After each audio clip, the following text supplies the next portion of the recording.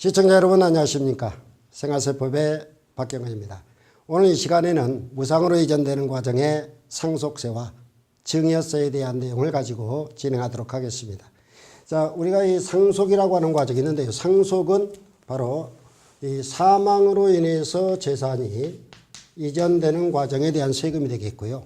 그리고 증여라고 하는 과정은 사망이 아니라 생존에 있으면서 재산이 이전되는 과정이 되겠죠.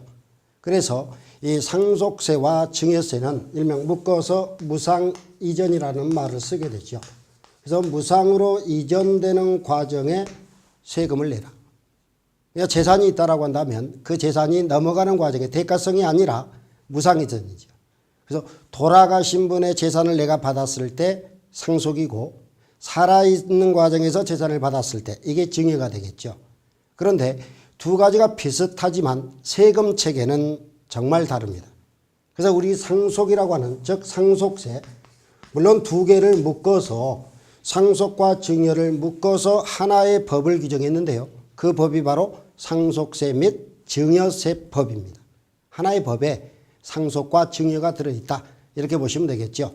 그런데 이 상속이라고 하는 과정은 특히 이제 그 사망으로 인해 가지고 재산이 넘어가는데 이때 이제 우리가 사망한 자, 망자 뭐라고 부르나요? 우리의 법에서는 피상속인이다 이런 말을 쓰게 되죠. 어떤 사람들은 피상속인이라고 그러니까 피보험자를 생각해 갖고 살아있는 줄 알아요. 그런데 피상속인은 돌아가신 분을 일컬어 우리 법에서는 피상속인이다 이렇게 규정하는 거죠. 쉽게 생각하면 피상속인 그랬을 때 피를 흘리면서 죽었다 이렇게 보시면 되죠. 그래서 이 과정에서 그 사람이 A라고 하는 사람이 돌아가셨다. 그러면 A라는 사람이 가지고 있는 모든 재산, 이 사람이 가지고 있는 모든 재산들이 있을 겁니다.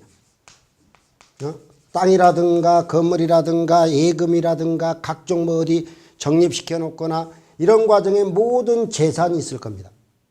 이 모든 재산 전체를 가지고 과세권을 행사하는 겁니다. 상속은. 그래서 우리가 이 상속에 대해서는 돌아가신 분이 가지고 있는 모든 재산이 있다면 그 재산을 가지고 세금을 매기겠다 이 얘기가 돼요. 그런데 왜 이걸 쓰냐면은 증여라고 하는 과정이 있어요. 증여세가 있는데 이 증여는 사망이 아니라 생존에 있으면서 재산을 무상으로 넘겼다. 살아있으면서 재산이 넘어가죠. 이런 과정에 대해서는 증여세는 그 증여 재산 전체에 대한 이 증여 재산에 대한 모든 재산이 있을 텐데 이 모든 재산에 대해서 과세한다가 아닙니다. 달라요. 그러면 증여를 할 때 누구에게 얼마를 줬느냐? 즉 받는 자, 수증자가 있겠죠. 그래서 이 재산에 대해서 수증자가 있습니다. 받는 자. 그 받는 자가 예를 들어서 A라는 사람이 있고 B라는 사람이 있고 C라는 사람이 있었다라고 한다면 그 수증자가 받은 재산, 그 받은 재산이 각각 이렇게 나옵니다. 받은 재산. 이 받은 재산이 각각 나타날 텐데 이 받은 재산에 대해서 과세권을 행사하게 됩니다. 그러면 A라는 사람과 B라는 사람과 C라는 사람도 마찬가지로 받은 그만큼에 대해서 세금이 이루어진다. 이렇게 보시면 돼요. 그럼 과세권 행사가 전체를 가지고 과세를 하느냐 아니면 받은 걸 가지고 과세하느냐에 따라서 세금이 와장창 바뀌죠. 그래서 이 모든 재산이라고 하는 과정에서 돌아가셔가지고 그분이 가지고 있던 재산 전체를 가지고 과세권을 행사한다. 물론 돌아가신 분의 자녀라든가 배우자가 있을 겁니다.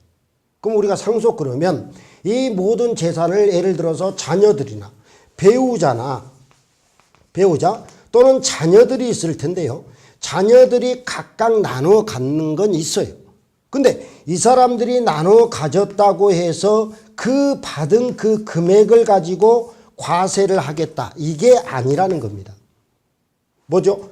돌아가신 분이 가지고 있는 전체적인 모든 재산을 통틀어서 과세권을 행사한다. 그래서 상속세가 무섭다라는 거죠. 그래서 있는 사람들이 상속이나 증여에 대해서는 어떻게 하면 좀 탈세를 할까 이 연구를 많이 합니다. 근데 상속이라고 하는 과정이 체계를 보면 이렇게 상속과 증여가 무서운 세금이에요. 그리고 여기에 세금의 체계를 보면은 10%를 내라, 20%를 내라, 30%를 내라, 40%를 내라, 50%를 내라. 그래서 이 재산들이 나타나면 그 일명 과세 표준에다가 세율을 반영하게 되는데 이때 이제 세금이 나오죠. 산출세기죠. 이 과정 속에서 이 세율이라고 하는 게 10%, 20%, 30%, 40%, 50%에서 요 5단계 초과 누진이라고 하는 과정이 생겨요. 5단계 초과 누진. 누진 세율이 적용이 돼요. 그러다 보니까 과세 표준이라는 가격 결정에 따라서 그 금액이 크면 세금도 어마어마하죠. 일명 우리가 과세 표준이 1억 원을 초과하고 5억 원 이하다. 거기에 해당이 되면 10%입니다. 근데 5억 원을 초과하고 10억 원 이하다 그러면 20%. 그게 이제 초과 누진이라고 해서 5단계. 즉, 이 세금은 누진이 붙기 때문에 즉 계단 형태로 보시면 돼요. 계단. 이런 계단 형태로 우리가 세금이 이루어져 있다는 거죠. 과표가 크면 클수록 세율도 높아진다. 그래서 이 상속과 증여에 대한 내용에 이 상속세를 가리켜 이런 모든 재산을 가지고 과세권을 행사한다고 해서 우리는 유산세 체계다. 유산세 체계. 유산세 체계로서 과세가 이루어지고 이 증여라고 하는 파트를 보면은요. 증여는 수증자, 받는 사람들이 얼마를 받았느냐를 가지고 적용을 해요. 그러다 보니까 이 받은 자들이 적게 받으면 당연히 세금 적죠. 그래서 이 과정들을 가리켜 우리는 유산 취득 체계다. 유산 취득세 체계. 이거 완전히 다르죠. 이 유산을 받은 취득에 관련된 사항으로 과세하느냐 아니면 돌아가신 분이 가지고 있는 모든 재산을 가지고 과세하느냐. 이게 이렇게 형성이 된다라고 보시면 돼요. 과세 표준이. 그래서 가격이 다르죠. 그럼 이렇게 하면 너무 불합리하잖아요. 그러다 보니까 상속에 대해서는 모든 재산을 가지고 과세를 하겠지만 과세권이 이루어지지만 이 과정에서 뭐가 발생이 되냐면 각종 공제가 많아요. 공제. 공제는 뭡니까? 빼주는 거잖아요. 빼주는 게 다양하게 많습니다. 예를 들어서 우리가 공제라고 했을 때 뭐 인적 공제가 있는데 특히 인적 공제금은 다양합니다. 거기에 기초 공제가 있고 예를 들어서 가업 상속에 대한 공제도 있고 영농 상속에 대한 공제도 있고 그리고 배우자 공제라든가 기타 인적 공제들이 있어요. 굉장히 많습니다.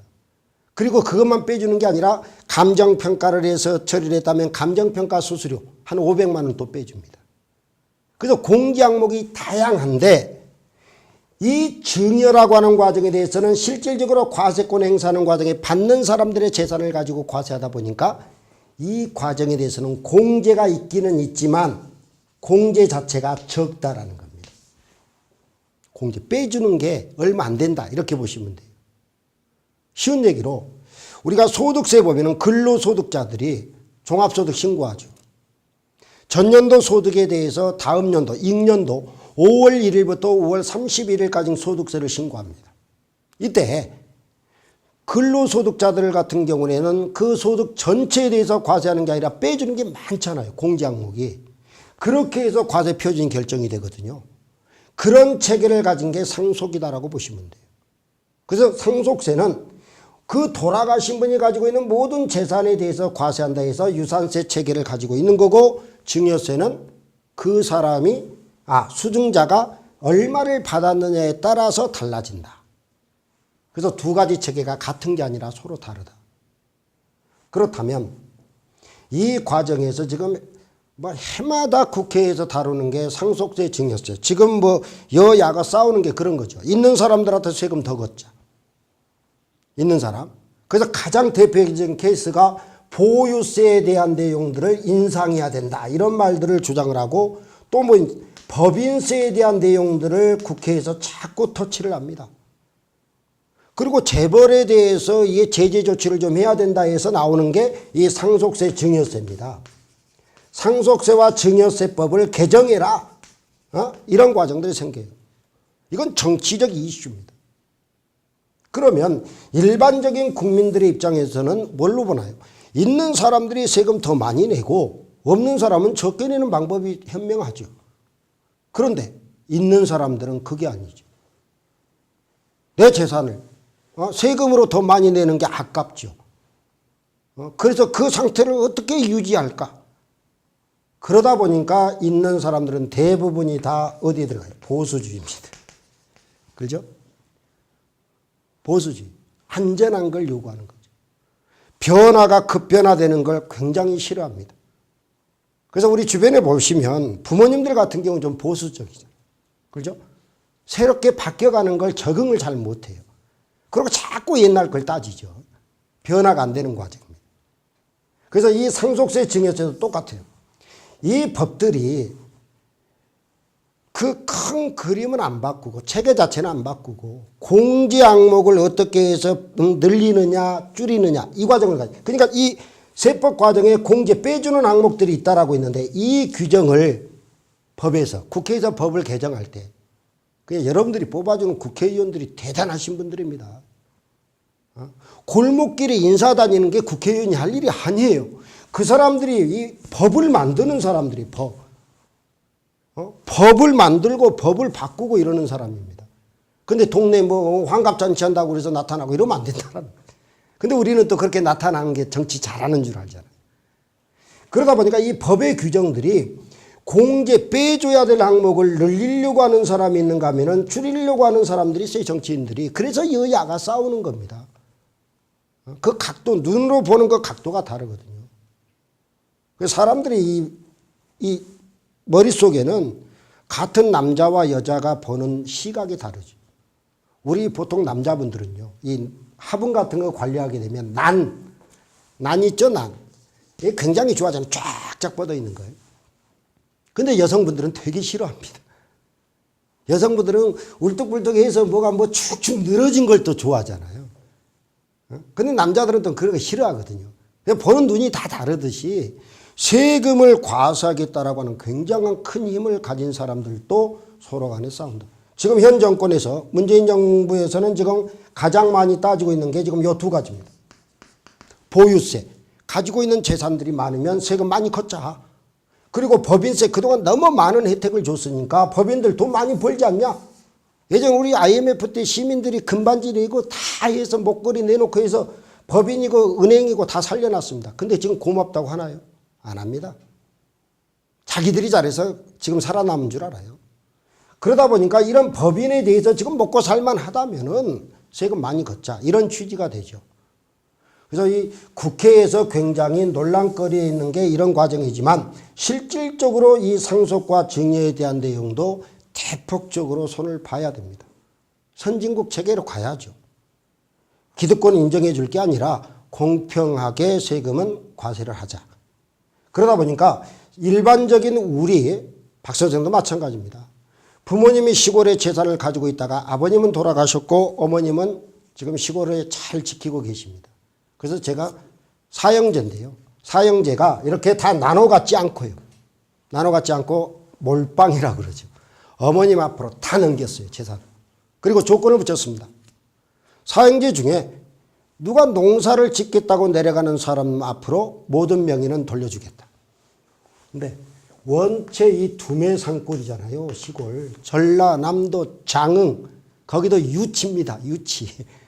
그 두메 산골이다 보니까 수도권에 지금 직장 생활하고 있는 나부터도 내려가기 싫은 거죠, 지금. 제 밑에 동생들이 지금 3명이나 있는데도 남동생입니다. 사형제니까. 안 내려갑니다, 지금. 어머님이 땅을 지키고 있어요. 그래서 농사 못 짓잖아요. 그래서 바로 뒷집 형님한테 다 농사 좀 지으시오. 그리고 위탁을 해놨어요. 그러면 사형제 중에 누가 내려가서 농사 짓겠다고 보따리 싸서 내려가면 우리말로 아도죠. 다 계획 겁니다.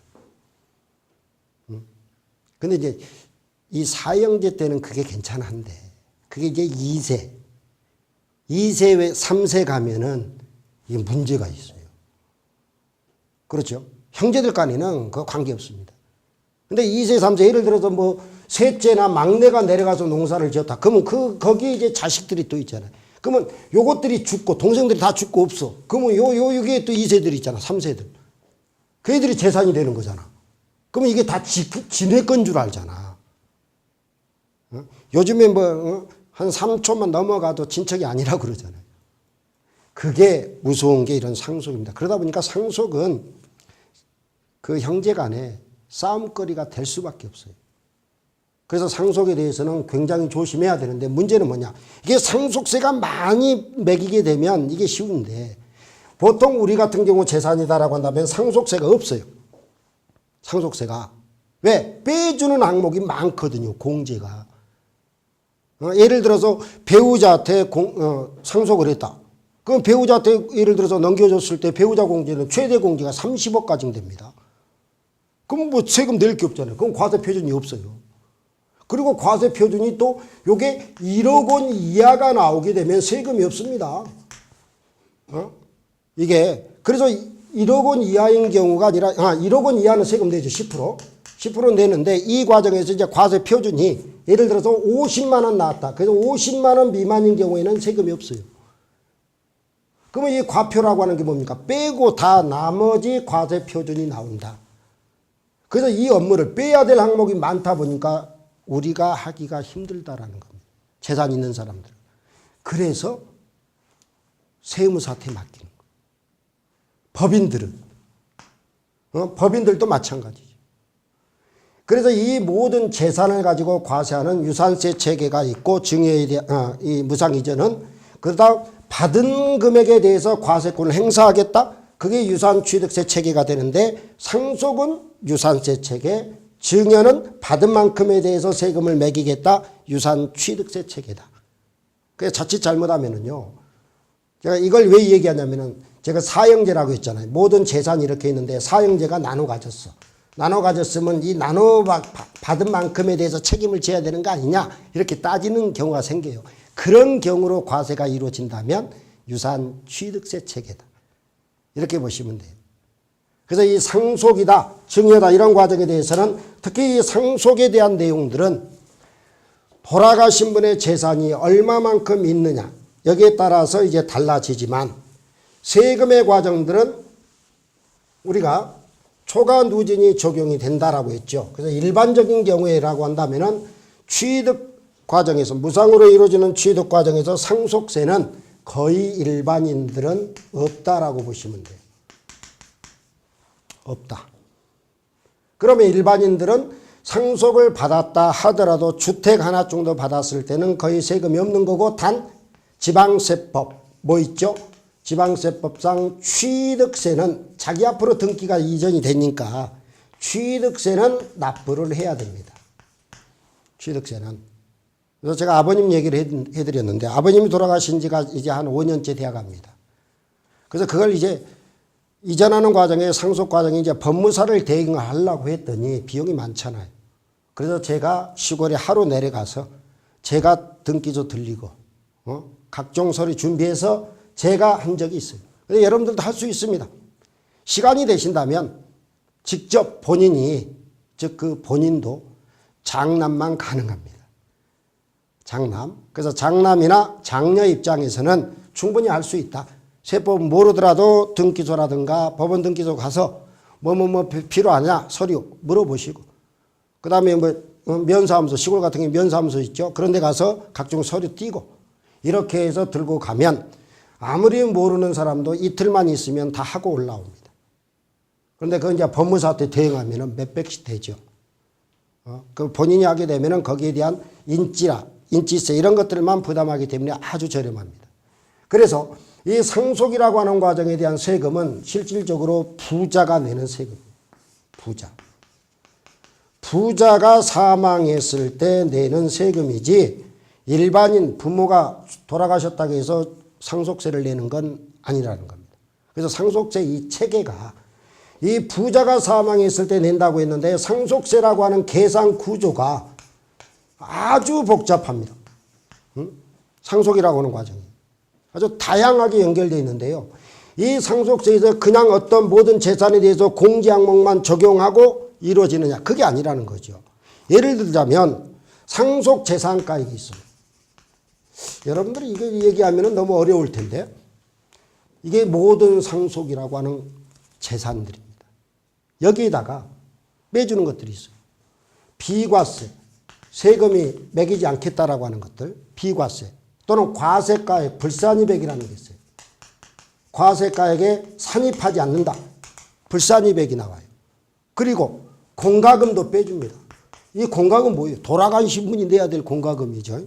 그리고 뭐 장례비용이라든가, 장례비용 또는 빚이 있다면, 돌아가신 분이 빚을 가지고 있다면 이런 것들을 빼줘요. 빼주고 나서 여기에 플러스 또 더해야 될 게 있어요. 뭐가 있느냐? 증여재산가액이라는 걸 더합니다.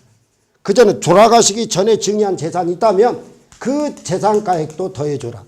이렇게 해서 상속세 과세가액이라는 게 나와요. 아, 복잡합니다. 이게 과세 표준이 아니라.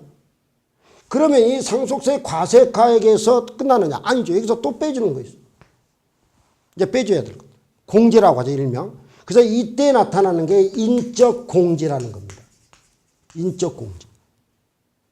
그리고 또 물적 공제라는 것도 있어요. 물적 공제. 또는 감정평가 수수료 공제. 이걸 차감해줬을 때, 빼줬을 때 나타난 게 상속세 과세 표준이 돼요. 이야, 대단합니다. 그러면 이 금액이 50만 원 이하가 나왔다. 미만이다. 50만 원 미만이다라고 하게 되면 세금이 있다 없다? 없다. 그런데 1억 원 이하다 그러면 10%죠. 또 5억 원 이하다라고 했을 때 20%. 이런 형태에서 초과 누진이 이제 여기다가 곱하기 세율이 적용이 돼요. 그럼 문제는 뭡니까? 이런 내용들, 특히 여러분들이 많이 들은 인적 공제는 대부분 많을 겁니다. 그래서 상속세라고 하는 과정은 그냥 어떤 물건을 받았다 해서 그 재산이 그냥 과세 표준이 되는 게 아니라는 거죠. 그러니까 결과적으로 세무사들이 밥 먹고 사는 겁니다. 전문적인 지식을 가지고 거기에 대해서 서포트 해주고, 그리고 신고하는 과정에서 이 과세 표준을 최대한 어떻게 합니까? 낮추는 방법. 이걸 이제 유도하죠. 그래서 재산이 있는 사람, 부자가 사망했을 때 요 과정들이 형성이 된다. 그러면 제가 왜 부자라는 표현을 했느냐? 빼주는 인적 공제 보면 다양해요. 예를 들어서 기초공제, 기본적으로 공제해 준다. 2억 그냥 빼줍니다. 돌아가시자마자 2억 빼줘. 그리고 그게 부모님이 가업을 했다라고 한다면 가업상속도 공제가 됩니다. 가업상속도. 그래서 가업상속은 한 200억 정도 한도로 빼죠. 200억. 가업상속이 이루어지는 경우는. 그리고 이제 뭐 영농상속도 있어요. 영농. 농사를 짓는 과정이죠. 이런 영농상속에 대한 내용도 있는데 그 과정 한 15억 정도를 빼줘요. 공제가. 그리고 이제 배우자 공제다 해서 배우자에게 이제 넘겨주는 과정에 최대 한도가 30억까지입니다. 그러면 재산이 야, 박 선생님 5억 미만이다. 그래도 5억 빼줘요. 기본적으로 빼주는 게 배우자 공제는 5억입니다. 그러니까 주택 하나 가지고 있다. 주택 하나 가지고 있는데 아버님이 돌아가셨다. 이게 상속이잖아요. 그러면 상속세 있느냐 없느냐? 없잖아요. 왜? 이 물건에 대해서는 시중의 매매가가 아니라 시가입니다. 여기서 시가라고 하는 것은요. 부동산 가격 그 공시에 관한 법률 규정에서 잡아놓은 땅인 경우는 개별 공시지가가 있어요. 세금을 매기 위한 기준이라겠죠. 그리고 주택이라고 한다면은 이게 이 공동주택 가격이라든가 단독주택 가격이라든가 또는 영업용 건물이라고 한다면은 기준시가라고 해서 국세청장이 제정 고시한 가격이 있어요. 그 가격들은 시중의 매매가보다 훨씬 낮다고 했죠. 수도권 같은 경우는 7, 80%다 그랬을 겁니다.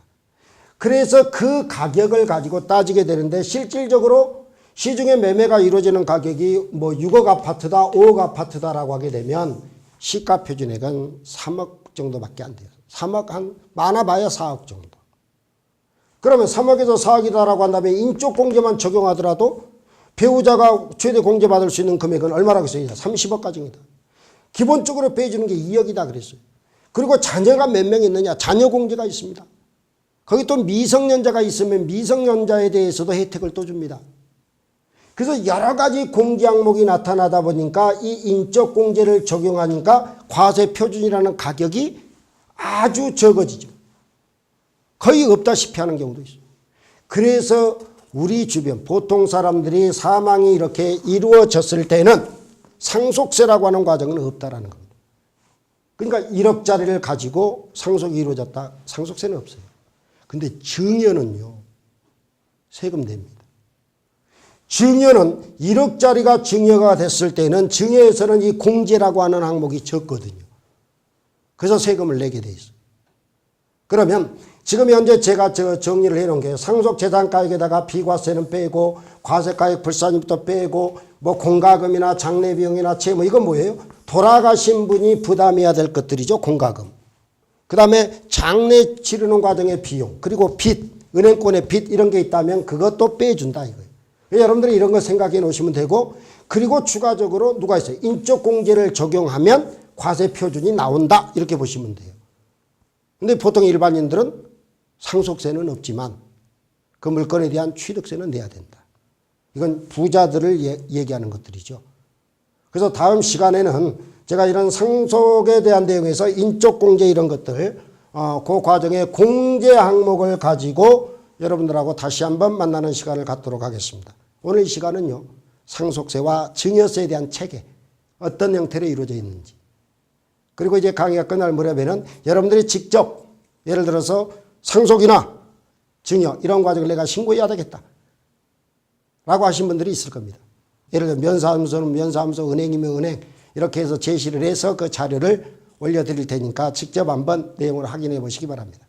오늘은 상속과 증여에 대한 기본 체계 여기서 마치고 다음 시간에는 공제 항목들을 가지고 여러분들을 찾아뵙도록 하겠습니다. 오늘 여기서 마칩니다. 수고하셨습니다.